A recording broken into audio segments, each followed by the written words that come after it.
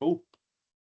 Ka pai. There's 22 with us now, so welcome everybody. Good evening to everybody.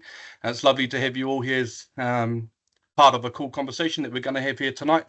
Just before we do have the conversation, we're going to open up tonight's wānanga, tonight's hui with a karakia. And this karakia is just going to invite a nice energy into the conversation tonight where we can all share some cool information regarding Mounga Taranaki and all things that we need to be aware of should the Mounga wake. Nā reira, me karakia tātou, this karakia is called Purutia Mai, and it speaks about connecting energy from the sky up above to the land here below where we all exist. Nā reira, me karakia tātou. Purutia mai te tāuru o te rangi kia tīnā kia huena, kia toka te manawa ora. Tīnā toka te manawa ora ki rangi nui e tū nei, ki papatua nuku e takoto nei. Ki tēnā o tātou te whānau, ngā whanaunga me ngā karanga piringa maa. Āpiti atu ki te unga māwiwi, ki te unga e tāmi ana e te pōritanga, koi ara e rongo.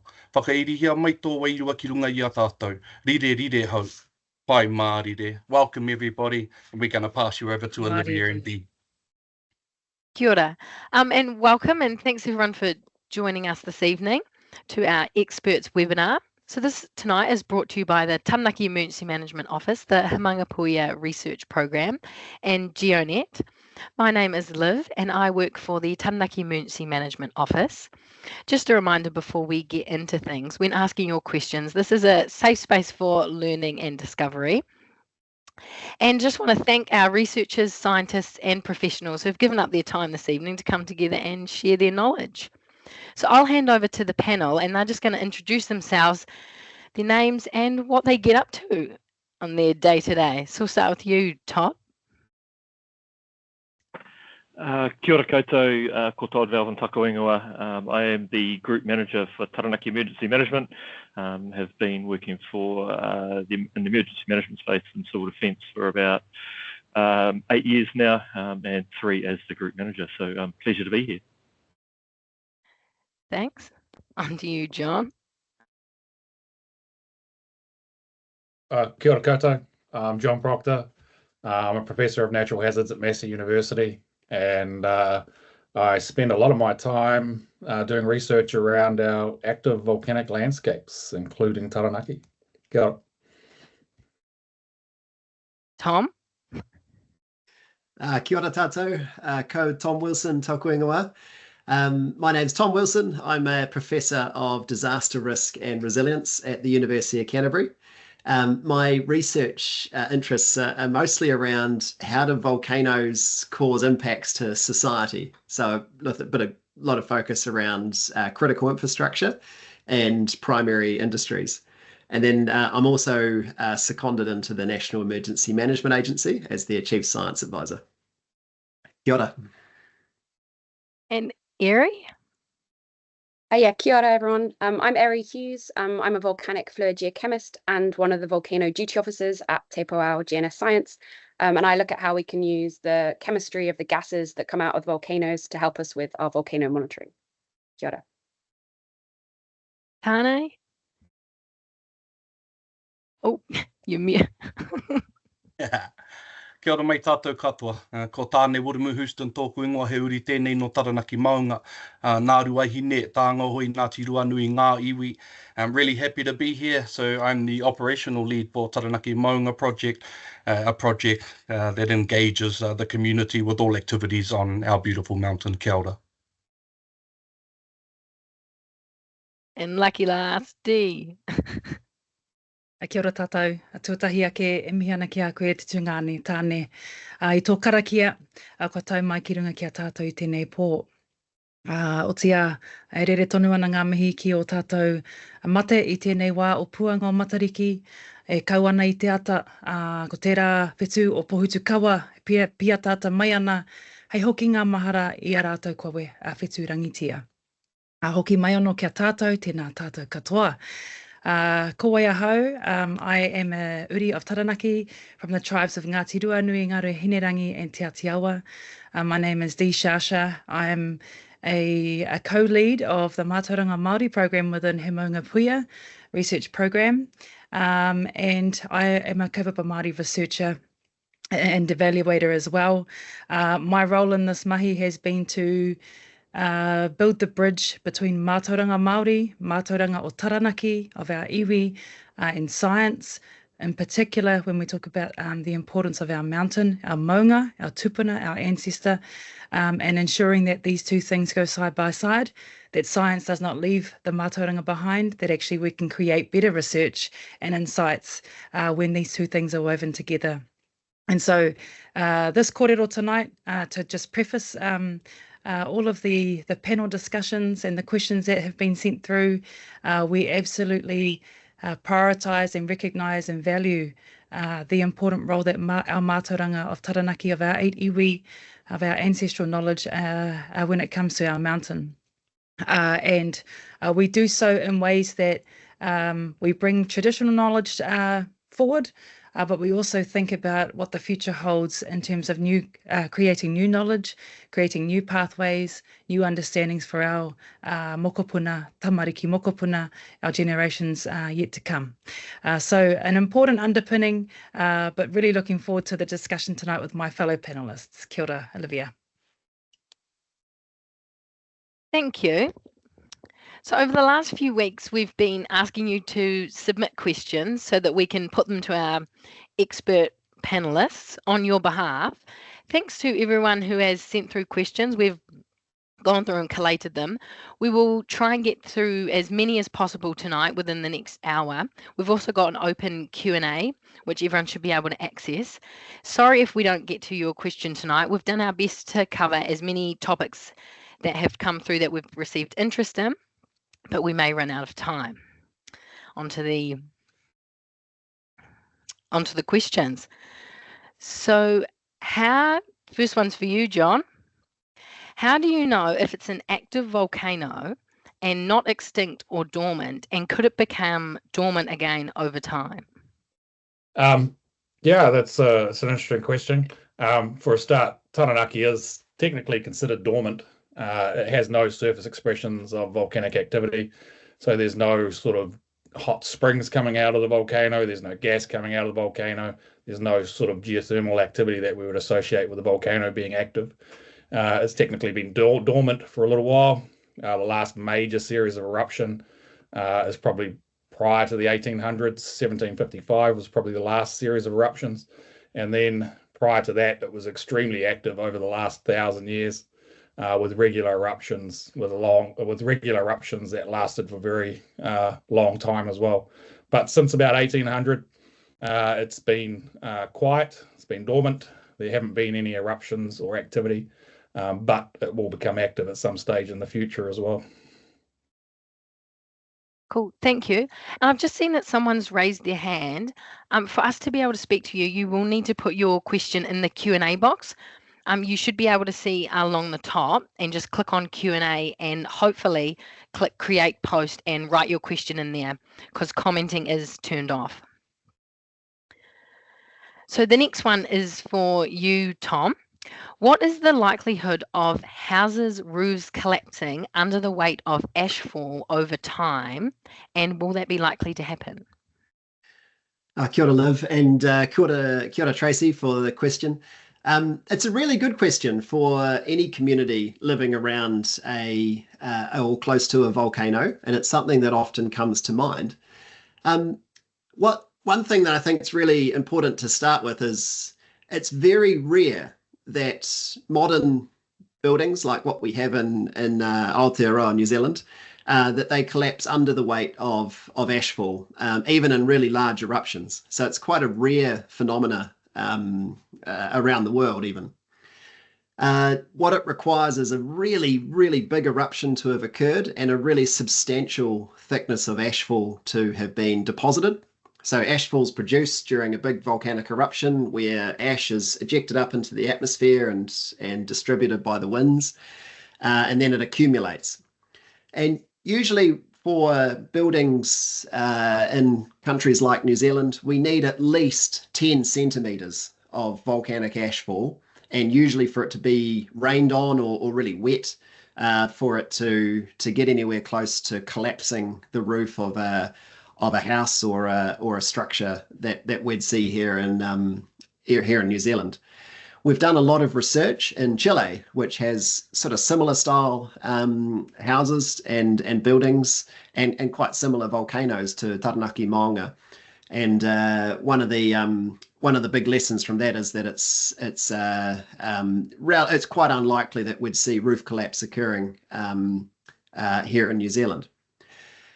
If we did have a circumstance where there'd been a really large eruption and there was enough ash to potentially cause structural damage to buildings, usually there'd be enough warning for perhaps evacuations or to have occurred. But the other option is usually sheltering in place is within the home is usually a fairly is the best option for communities that are exposed to heavy ashfall in that context. But if you're keen to learn any more about it, there's some useful tips and tricks on the Get Ready, Get Through website, and then also on the USGS volcanic ash website as well. Cheers. Thanks, Tom. You summed it all up in one question. So the next one is for Dee and Tane. How do mana whenua draw from past lessons and knowledge to guide the future? Do you want to start with you, Dee, or Tane? Tane's going to start. Yeah, I got a problem with the mic. Hey, cool question. And so how do mana whenua draw on past lessons to guide the future? We got a real cool and simple way of carrying knowledge and lessons learned throughout time. And this is the practice of storing information in the form of karakia, in the form of pao, chant, or song, in the form of our waiata. So Māori have and still engage with the process of transferring experience into melodic composition. And this technically creates a database kept within our reo that tells of important information and context relating to society and the natural environment we exist in. So we take our learnings from the environment, and historically being a spoken language, have evolved a system where we capture really important informations in form of karakia, in form of waiata, and we give, and those waiata and their melodic, their melody, the melody of the waiata ensures that information can span across generations. So we take the information, we take things that are important in terms of what we know about our natural environment and store them into waiata and store them into karakia, and so that our children can grow up singing songs, but when looking deeper into those waiata, there's context there that speaks to relationship between person and land. You just add to that, our tangata whenua connection to the land is not just an intimate connection, it's actually relational, it's ancestral. And everything about Māori identity derives from the land and the water. And so when we speak about and we personify our rivers and our mountains and our lakes, that's not accidental. That actually refers to that deep ancestral connection that we have to the land. And so for Taranaki, people may hear the name koro being referred to. We are literally personifying the mountain and regarding him as our grandfather, our tupuna, our ancestor. And so those connections, I think, they provide us with the knowledge and the understanding and the mātauranga to know our place within the world, but also to locate ourselves within the whenua and to our mountain. And so it's relational, it's ancestral. Waiata, karakia, all of these different knowledge bases and storehouses that have taught us all the lessons from our ancestors. We sing about them today. We sing them to our children, and we compose new waiata that talks about the stuff that's happening now, so that in 100 years, our great-great-grandchildren will listen to those waiata and sing them and remember what happened in 2024 as we're talking about a potential event for our Mounga. So it's relational and it's ancestral. Kia ora. Erie, what are the warning systems in place on the mountain, especially around the crater? Yeah, that's a great question. So I can talk about what we've got from the GeoNet program. So GeoNet is what monitors natural hazards in Aotearoa. So around Taranaki, we've got a web camera. We've got 9 seismometers that can measure ground shaking. We've got 3 GPS sites that can look at how the ground is deforming and how it's rising, for instance. And we also get INSAR, which is a satellite-based technique that allows us to look at ground deformation over the whole area. And we also monitor the temperature of one of the warm springs as well.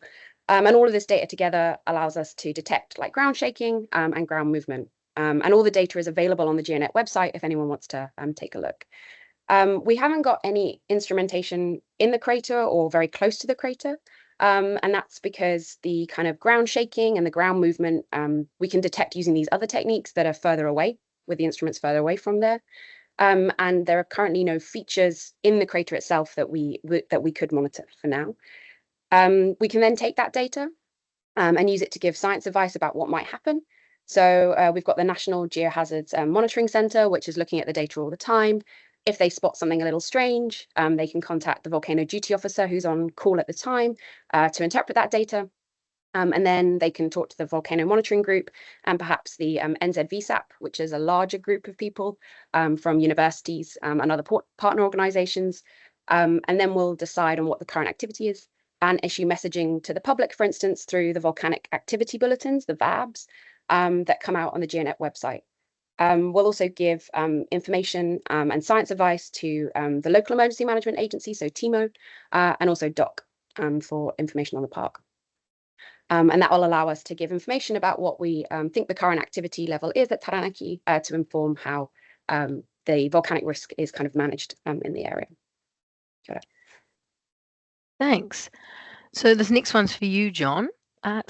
Joanna asked, what is the risk of cone collapse and debris flows versus ash eruption, and where on the mountain is expected to be the greatest risk of failure? Yeah, thanks for all the hard questions. That's a really complicated, hard question.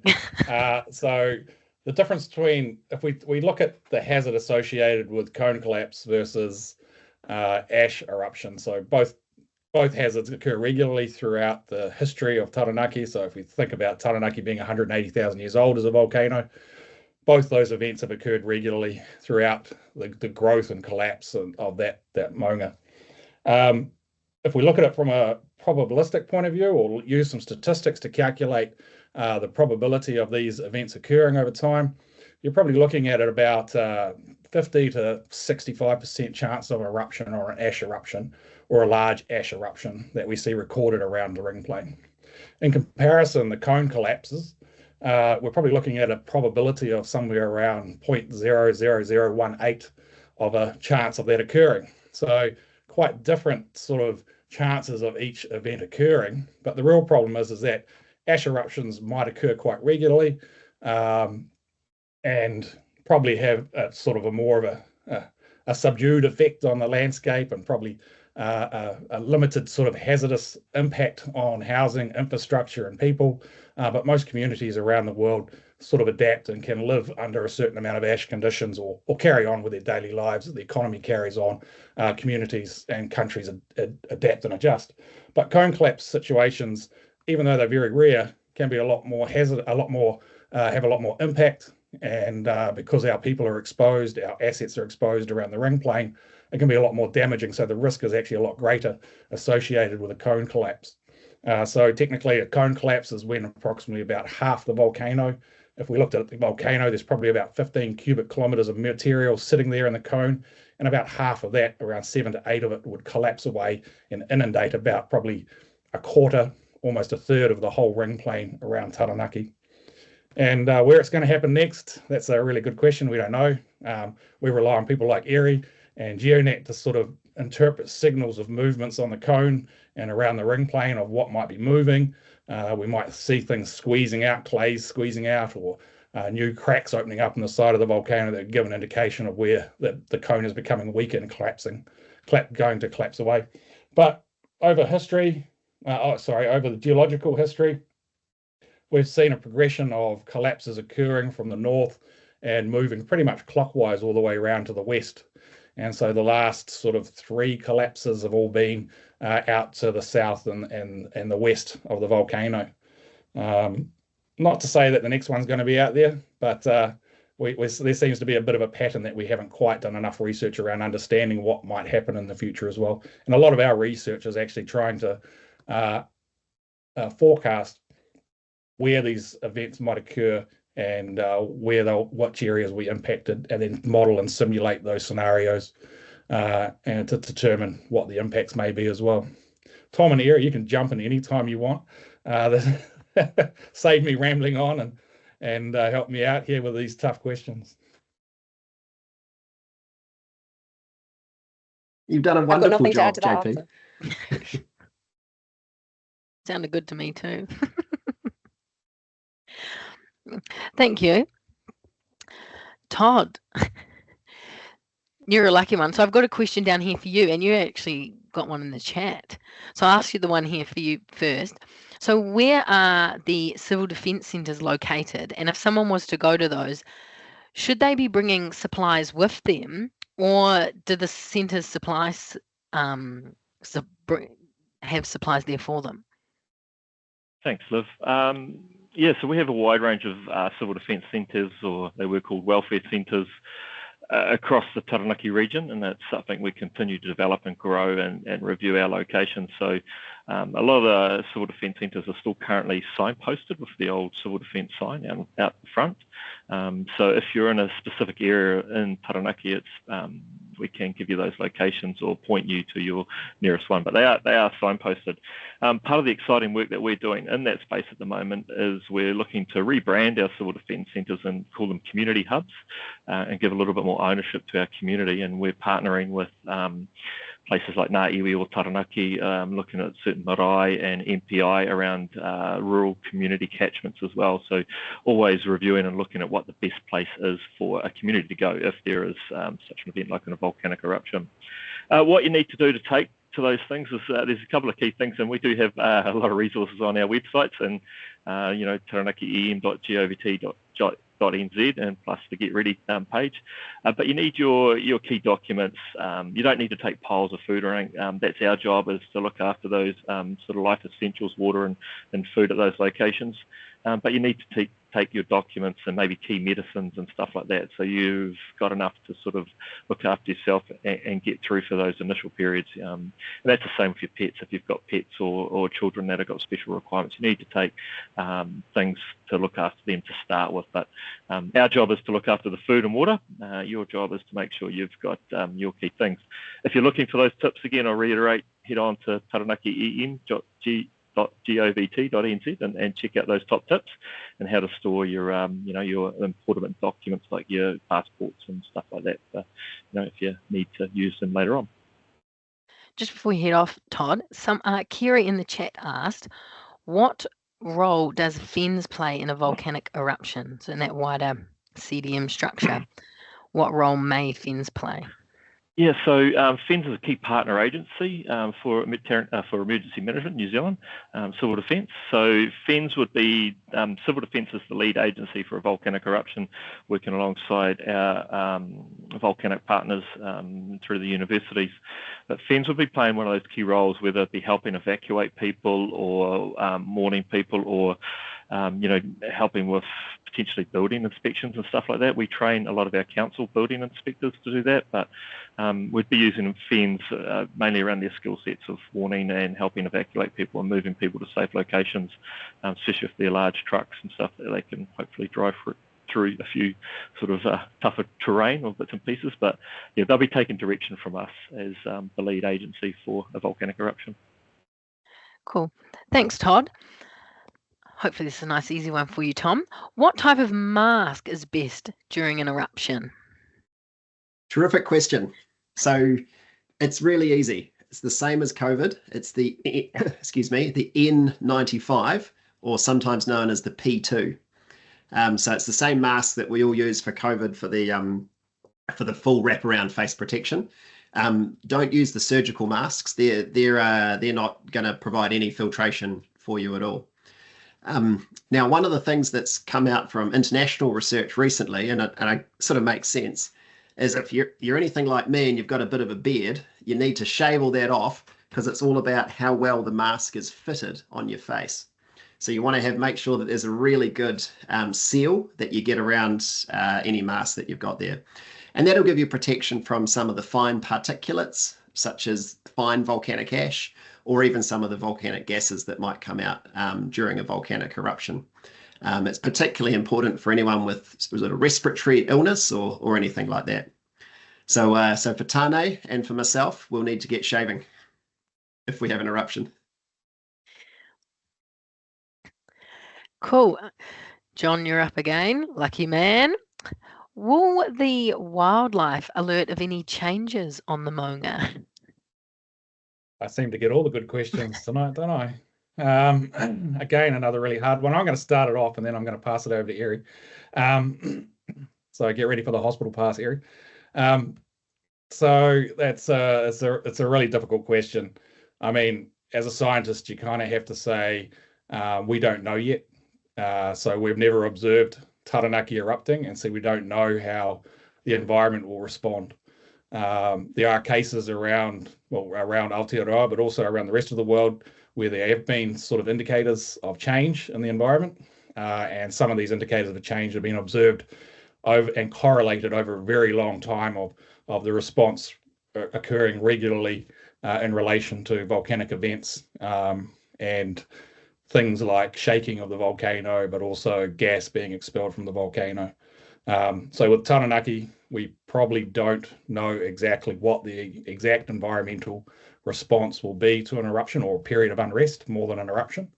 And we haven't observed enough eruptions, but there are some general indications of how unrest phases of a volcano will impact the environment. And typically we look at sort of changes in water chemistry, we look at changes in, say, gas coming out of the volcano, hotspots and things like that. And this is where I'm going to pass over to Eri. Oh, she's frozen, is she? I think I'm back. Oh, you're back. Okay. Yeah, so there could be changes in the wildlife, but given the kind of lack of research we have at the moment on that from the kind of GeoNet perspective, we would be looking at these other techniques that we have, methods that we can kind of automate and have on the volcano all the time at the moment. So yeah, we'd be looking for the changes in the shaking and the gas chemistry and things like that. So we can definitely see how those could affect wildlife and how wildlife might interact with those, and therefore you could see changes. But at the moment, the kind of monitoring techniques we use are based on kind of other potential signals. Thank you. So the next question is for Dee and Tane. What are the traditional Māori practices around building resilience to natural hazards, specifically volcanic or natural hazards in general? Yeah, kia ora for that, Pātai. I guess firstly, the idea of hazard and other terms like risk are quite foreign to our, I guess, our way of thinking as Māori. And when we connect ourselves, like I said earlier, to the land and the water, that is that intimate relational ancestral connection. And so we don't identify them as hazards, but perhaps natural phenomena, things that happen. Maybe that's the right word, natural phenomena, but things that happen that need to happen within our taiao. And so if we take Koro Taranaki, for example, and a future volcanic event that may happen, Tane mentioned it in his opening around the mountain reawakening. You know, when you think about a reawakening, we again are using that personification of the mountain. So we don't talk about our natural environment as if it's sort of distant from us. It is an extension of us. And so I think, yeah, so firstly, that's my first point. Our tupuna, they built their resilience through reading the taiao. So all of our tohu taiao, our environmental signs, were massive, data sets that would tell them, tell our tupuna how to prepare, that things were coming. Reading the moon, the lunar cycle, and our maramataka, which is now in a sort of a state of reclamation now with a lot of our iwi building on the maramataka knowledge. understanding our taiao and how the ecosystem and connection of how things all work together have provided our tupuna with that knowledge and understanding to being resilient and being agile. And so once our tupuna had that information and access that information, they would then make the best decisions for their hapu, their iwi, their whānau, whether that meant relocation or adapting behaviours. It was based on those tohu taiao. But yeah, I know Tane will have something to add here as well. Is he frozen? He's frozen. Looks frozen. We can come back to him when he's unfrozen. Yep. The next one is for John, who doesn't look frozen. You may be able to phone a friend and call in Tom. Is how confident are you that it will erupt again?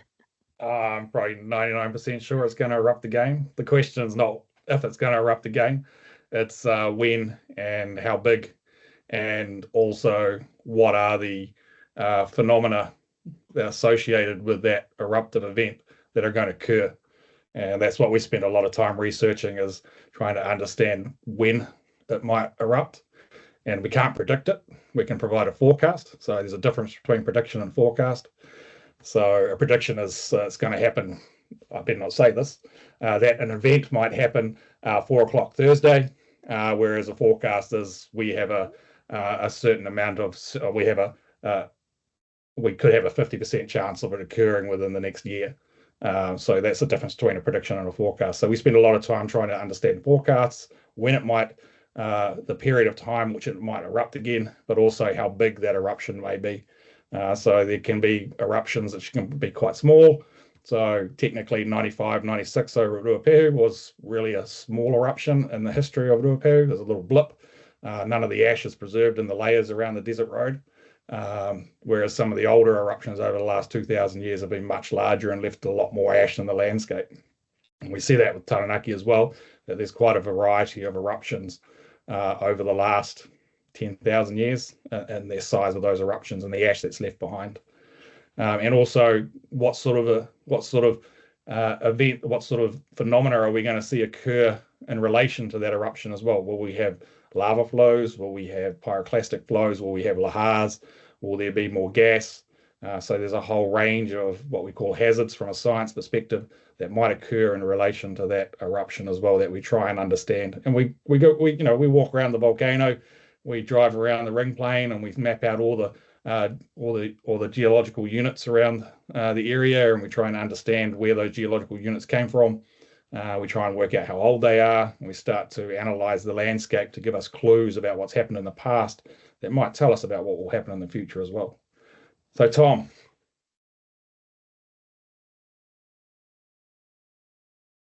I think you've done a wonderful job of answering that, JP. I don't have much to add to it. Well, superb. Well, you're lucky the next question's for you, Tom. Is it true that even 1 millimeter of ash will kill plants, trees, and crops? Oh, good question. Probably not. 1 millimeter of ash is sort of probably more in the nuisance level. So it would be, but it'd be potential where it would disrupt some plants, where if they were flowering or maybe they were fruiting or a particular stage of development, where the presence of ash might cause some impacts to the plant. But 1 millimeter of ash should have relatively minimal, if any, serious impacts to both native and any sort of production vegetation.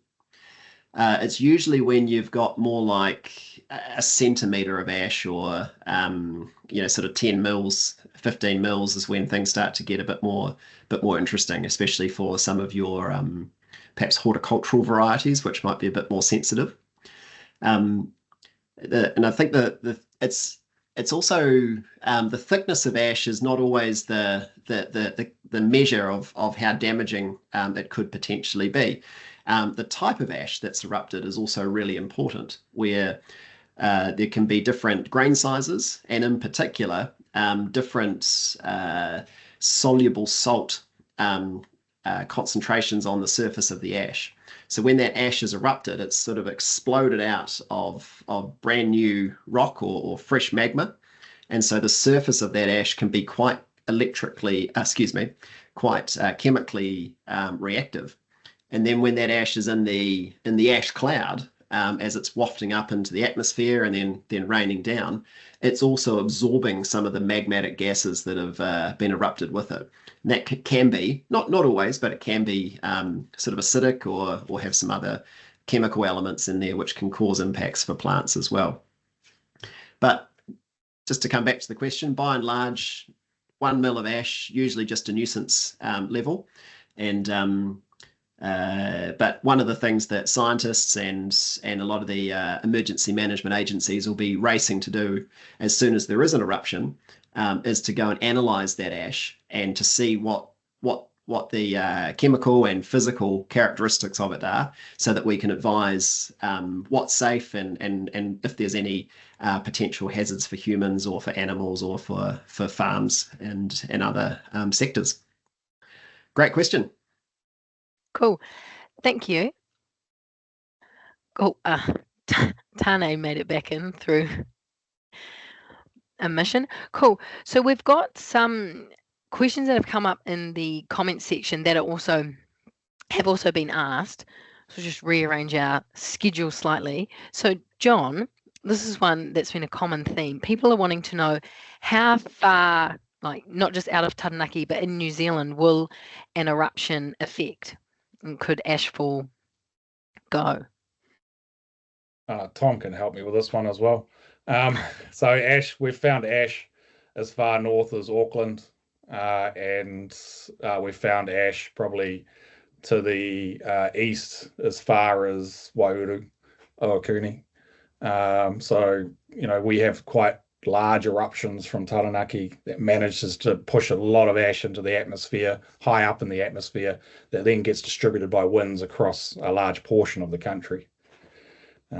Typically in the last sort of 5,000 years, we've seen a lot of ash mainly go to east and north. Prior to that, we see ash sort of being distributed to the southeast as well. But then that's just the ash hazard. There's also things like lava flows. Typically, we would say lava flows would only go as far as the furthest lava flow you observe today on the cone, which might be only sort of 5 k's max. And then we have lahars and debris avalanches, and they pretty much go all the way to the ocean. So the ring plane itself is made up of a series of lahars and debris avalanches. And then we have some more localized hazards around pyroclastic flows, probably volcanic gases. Have I missed any hazards off you guys? No? There must be something we're forgetting. Do you want me to answer the question in the chat?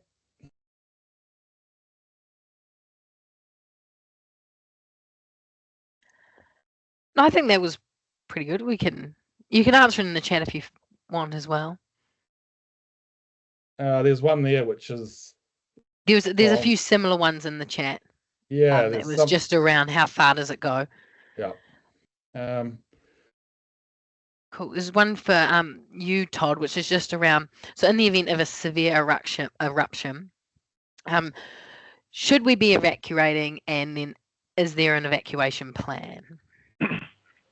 Thanks, Olivia. There's a few of those questions, I suppose, related to how far and safe zones as well. Sort of covers us off, and Tom talked a little bit about the sort of building code, I suppose, with your roofs collapsing. So our initial thought is shelter in place. That's the safest thing to do right off the bat. We're not looking at evacuating, towns if there's not a need to.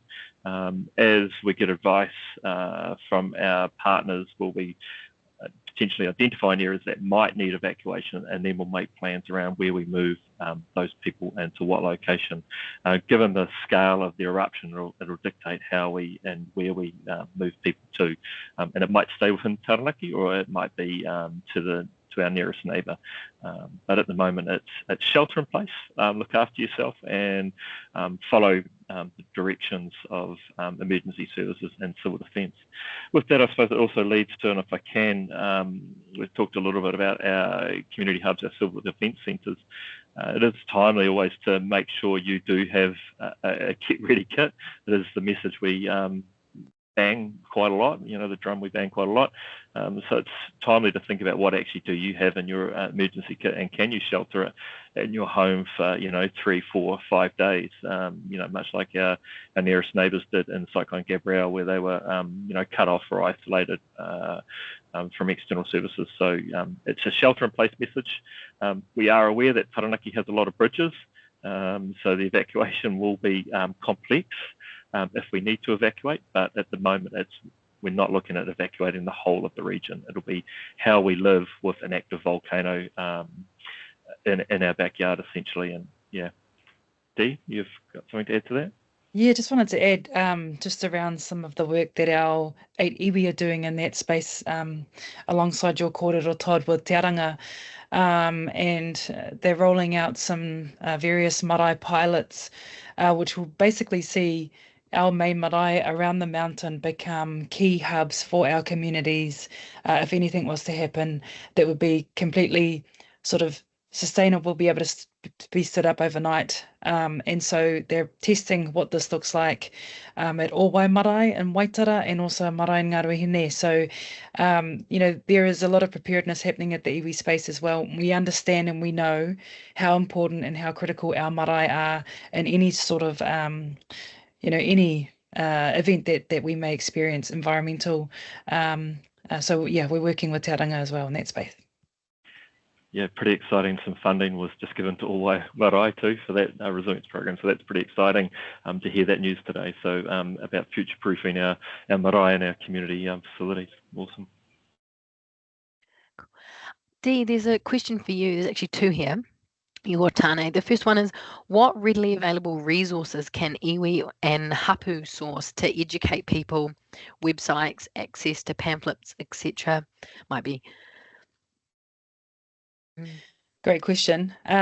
We are working with Tom and his team at the moment to identify which marae around our mountain will be impacted and how.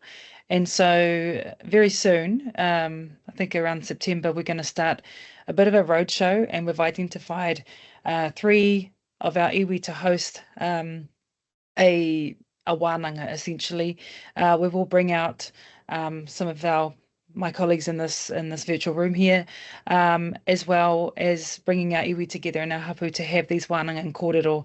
And during those presentations, sharing some critical information in the form of, something you can actually take home and have a good pānui and a read, especially when you understand sort of which areas and which marae and which Māori communities may be impacted. So we're hoping to do that, and we'll have some comms, and we'll no doubt share with Todd and his team to put that out on some of the Taranaki CDM channels as well. Oh, exciting. Tom, this might be one for you. So someone's mentioned about a lot of the telecommunication receivers being located on the mountain, and how will this affect communication in an eruption, or if you've done any research into this? Yeah, it's a really good question, and one that we're quite uncertain around what the potential impacts could be to the telecommunications networks in a future eruption. There's a few ways they could be damaged or disrupted. Probably the most significant would be if there's disruption to electricity supplies which service those telecommunications sites. Often we see electricity outages during volcanic eruptions, especially from ashfall, which, as I said before, it can be quite conductive electrically and lead to some potential flashovers or short circuits, if you like, on the network. But we could also see some direct impacts to the transmission sites or the cell towers on the Mounga as well, where some of the phenomena that can be produced in an eruption might knock them over, or a volcanic ballistic projectile could affect them as well. As John was saying before, it's really tricky or challenging to forecast exactly where those phenomena will occur in a particular eruption. And so it's difficult to forecast exactly what those impacts might potentially be. But I think, as Todd was saying before, it's always prudent to be prepared for in any sort of disaster context, but certainly in an eruption, if an eruption was to occur, potentially be prepared for your telecommunications networks to go down, particularly your cell or your mobile phone, given that a lot of the repeater sites and antennae are located up on the Mounga. I could probably add to that, Tom, as well. So part of the work that Civil Defence are doing at the moment is we do have an alternate communication method, which we link in with our Civil Defence centres or our community hubs. We are looking at upgrading that as well. In the next financial year, we've got a plan to sort of make it a little bit more resilient and cover more area, given it's an old VHF network, but works reliably. It's tested weekly with our community centres, so we know we can talk to them. There's other tools for us available as well now with Starlinks coming on board, and how we just put that out into the community and use that method. We also have other communication means through one of our telco providers that we use, which is a local company, and they have quite a good resilient network as well, and they have means for us to sort of link into their centres. So potentially your cell phone network might go out for you as an individual, but we're working on making sure we've got communications at key locations around the Mounga.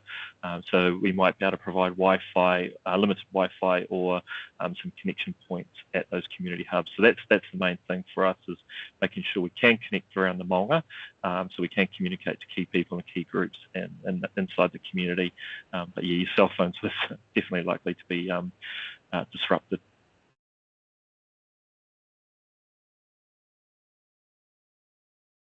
You're on mute.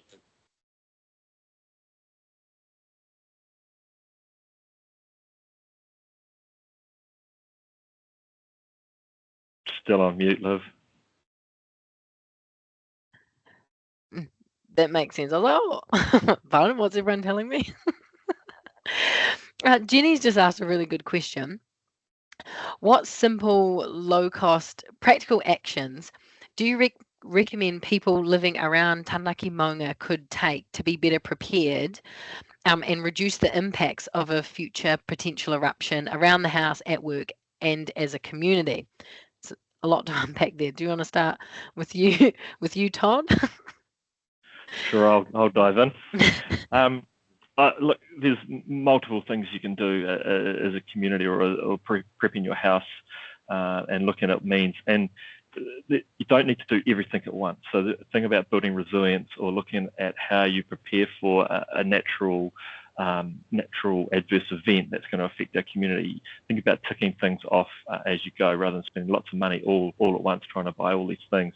Make a bit of a plan to tick off to build resilience in your house, and you might do things like small water tanks, outside your house that you can use as a water supply. So rather than having the milk bottles or the plastic containers under the laundry sink, you might collect rainwater off your gutters into a water tank, and you might add one of those in 1 year, and that's your water feed for your house. That's going to give you water, and when there's a volcanic ash fall, you can turn that the tap off that feeds from your gutters, and then you've got 500 or 1,000 litres of water potentially there, and at a relatively low cost means. I mean, they are expensive, but in the grand scheme of things, it's low cost, and you can use them for other means, for watering your garden. So it's got not only a resilience thing, it's got a significant impact on reducing the harm on the environment as well. So things like that are really easy to do.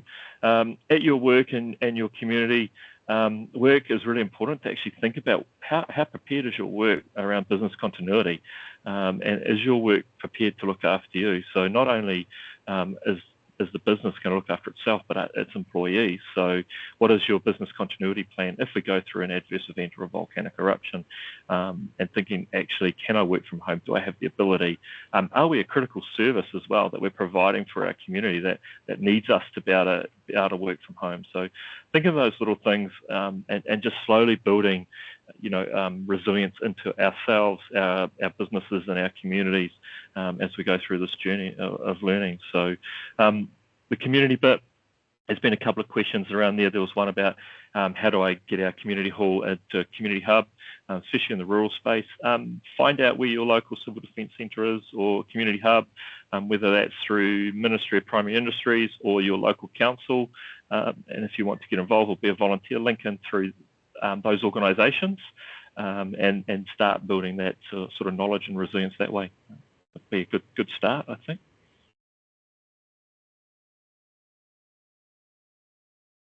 Cool. Thanks, Todd. And I can see Dee, you answering some of those questions there in the comments. That's really helpful.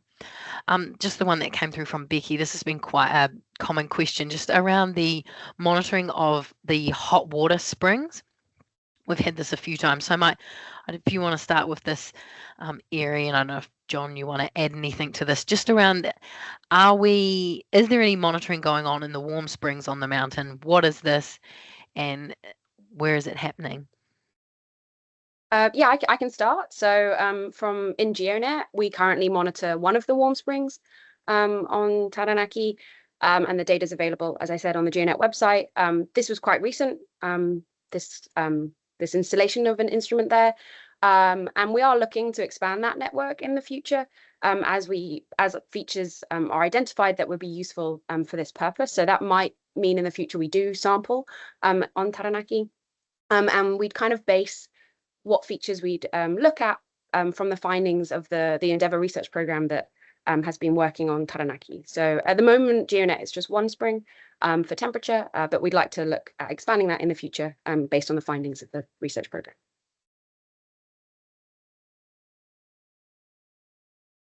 John or did anyone else want to add anything to that? I'll hand it over to Tane, see if he wants to talk about Kokowai Springs. Oh, yeah. Oh, well, first I'll just touch on the idea of having access to hot springs and not so much the scientific response, but definitely a jovial response at the idea that we can enjoy the hot springs in and around Taranaki, especially now in the winter. Yeah, we've been doing some work on the Mounga with Cynthia Werner in and around Kokowai Springs, so not related to the hot springs question, but I suppose related to this massive amount of work that's happening in and around our Mounga with the scientific community, the Taranaki community, and Uri of Taranaki, descendants of iwi of Taranaki, getting into the Mounga and continuing to investigate these sites, and with the hopes that investigation can just bring us more information forward around the existence of these sites, the beauty of these sites, and whether or not these sites can teach us some things going forward. Kia ora.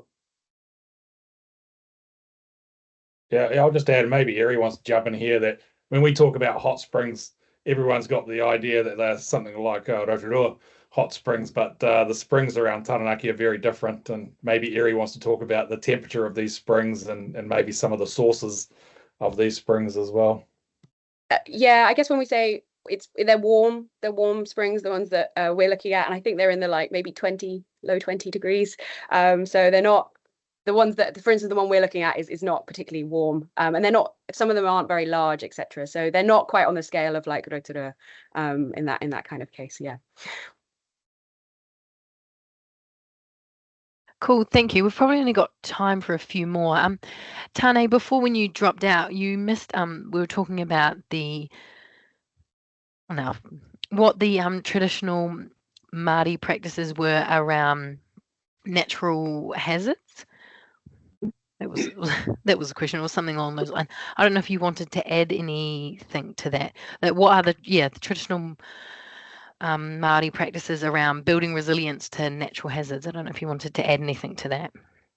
Yeah, just to follow on from my tuahine Dee, just in and around that relational approach to understanding how we fit into the taiao, fit into the natural environment. And I'll put it like this. I've been raised to consider the Mounga a grandmother or a grandfather. And so it's less about resilience and more about the utmost respect for the natural environment. And so, like my actual grandmother, I, as a grandchild, know that she has the right to do as she pleases in our whare. And I have the same whakaaro with the Mounga. So I know that the Mounga has the absolute right to engage in the beauty and wonder of natural phenomena that is eruption. It is what the Mounga does. It is its right. It is its position within the landscape to play that role. And so, rather than fix myself permanently alongside the Mounga and be resilient in preparation for an event, I fix myself flexibly in the mountains environment. So I suppose the answer is less that we have a resilience and more that we have such a respect that we know to be ready to move when the natural environment decides to do its natural wonder.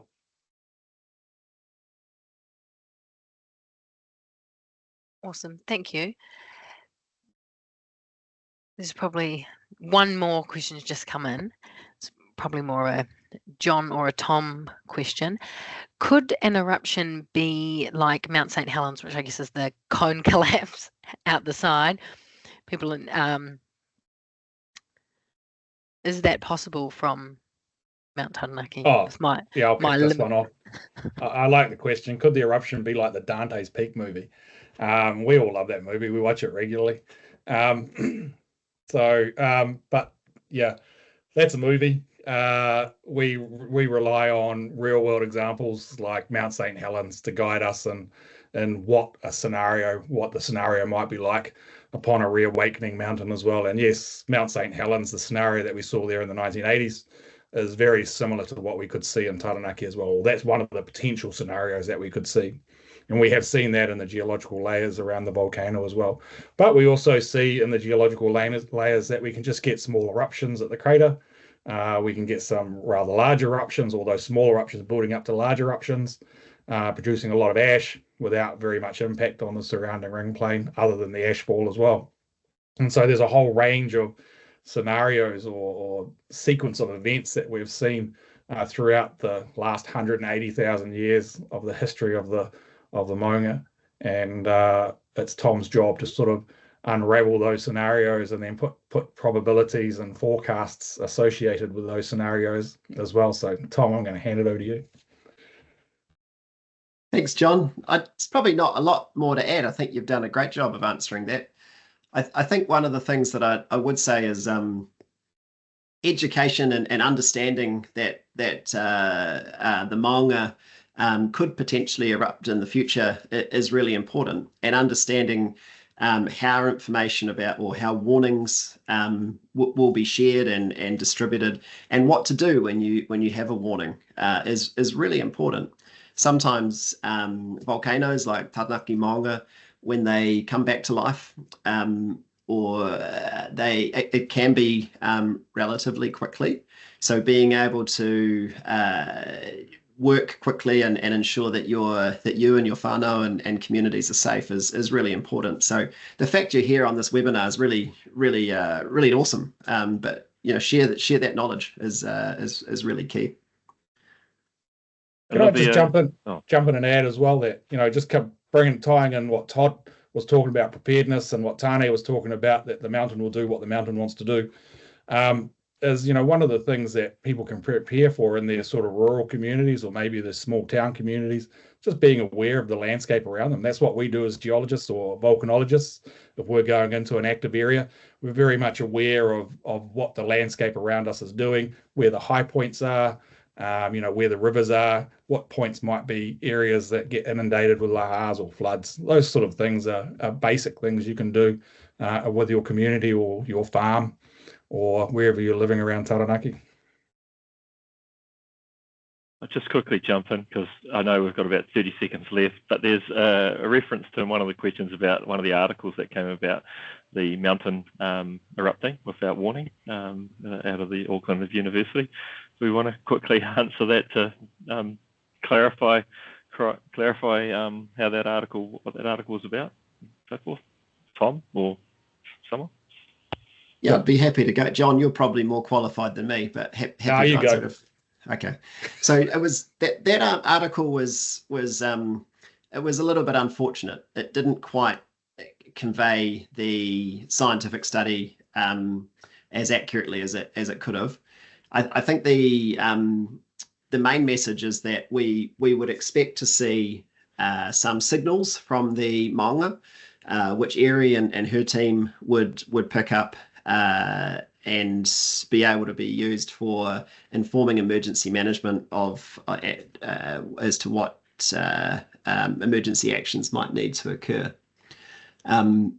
It's always possible that volcanoes can erupt without warning. They're complex beasts that will do what they want to do. But usually if it's an eruption without warning, particularly one that the GeoNet system won't pick up, it'll be a very small eruption. And so it's very, very unlikely that a large eruption would occur without any geophysical warning, and that there wouldn't be the ability to share information advice around that prior. So we certainly acknowledge that scientific study perhaps wasn't communicated as effectively as it could have been, and that's led to a bit of frustration and concern and even anxiety within the Taranaki region. And I suppose from a science point of view, that Tom's right. The media picked up on a piece of scientific research and tried to convey the outcomes of that scientific research as best they could. And that science research was pretty cool. I mean, one thing that we try and do as volcanologists or geochemists is that we try and understand where the magma comes from that drives our volcanic eruptions, how fast it rises up through the crust, at what depths it's coming from. And so there's a whole section of science within, or discipline within, volcanology, which focuses on understanding the geochemistry or the geochemical processes these rocks go through as they rise up through the crust and then erupt out as well. And so that was a real cool piece of research, trying to put some numbers around how fast magma may rise up through the crust and how much warning we may get.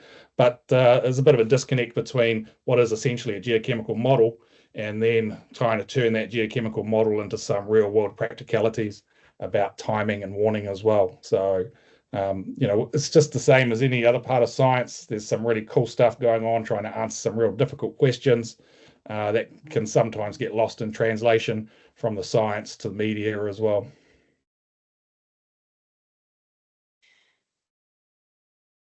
Liv, sorry, Yeah. just want to I want to answer. I know we've run out of time, but just quickly, an earlier question from around the whakapapa of the name of Taranaki, which then connects into the question raised on Facebook around Mounga and Mounga.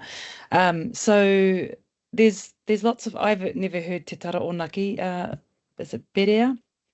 But our mountain has been called many names. Puke Onaki was an earlier name. Matua Te Tapu, Tuhirahira, and Rua Taranaki.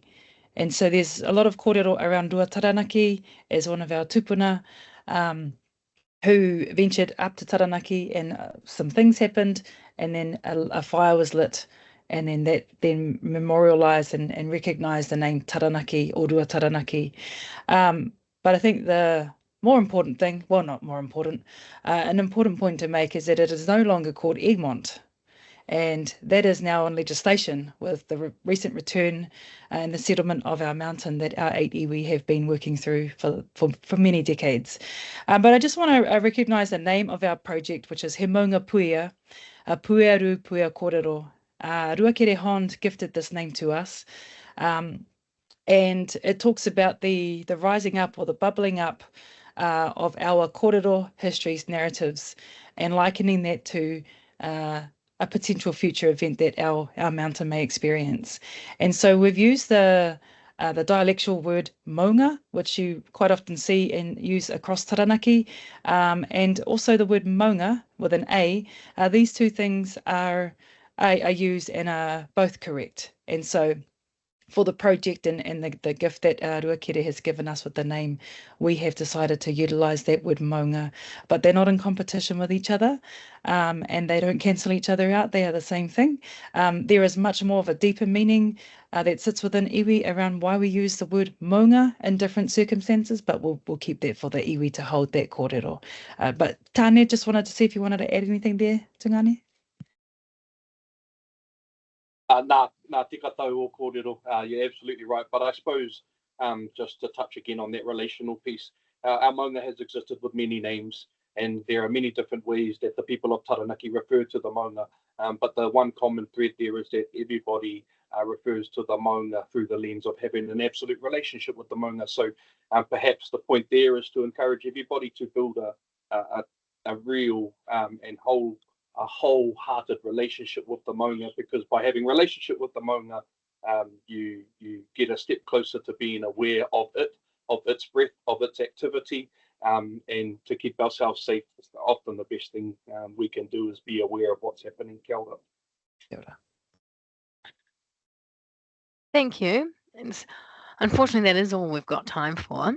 And thanks to everyone for joining, and to amazing panelists that have answered all your questions. We really appreciate everyone's time, everyone that's joined, everyone that's answered questions.